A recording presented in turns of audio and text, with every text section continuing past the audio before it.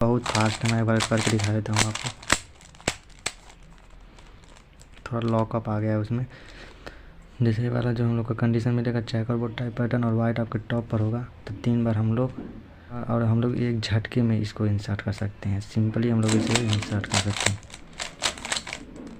और हम लोग का तो आज से हम लोग ट्यूटोरियल के जितने भी केसेस है, सारे केसेस हम लोग अलग अलग वीडियो में डिवाइड करके सीखने वाले हैं। तो आज से हम लोग ट्यूटोरियल के जितने भी केसेस है, सारा केस डिस्कस करेंगे अलग अलग वीडियो में। तो सबसे पहले एक केस आपका इस तरह भी मिल सकता है कि वाइट जो है वो टॉप पर हो और इसका एच पीस हम लोग का यहाँ पर है। तो सबसे पहले क्या करेंगे, इस वाले एच पीस को हम इसके सेंटर पीस से मैच कर देंगे। जैसे ब्लू का सेंटर पीस से हम लोग मैच कर देंगे। अब इस वाले एच पीस को अगर हम लोग सिंपली सेट करेंगे तो ये वाला जो एच पीस है वो यहाँ पर आएगा।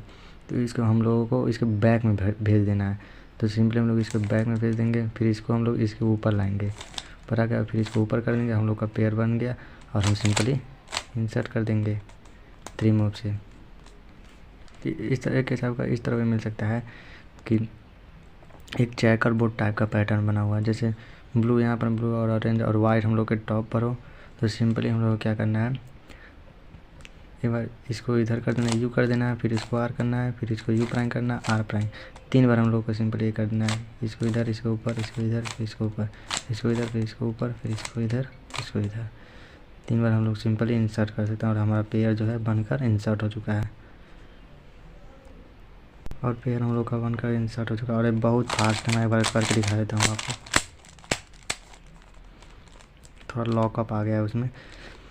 जैसे वाला जो हम लोग का कंडीशन मिलेगा, चेकर बोर्ड टाइप पैटर्न और वाइट आपके टॉप पर होगा, तो 3 बार हम लोग एक झटके में इसको इंसर्ट कर सकते हैं। सिंपली हम लोग इसे इंसर्ट कर सकते हैं और हम लोग का पेयर बन के इंसर्ट हो चुका है।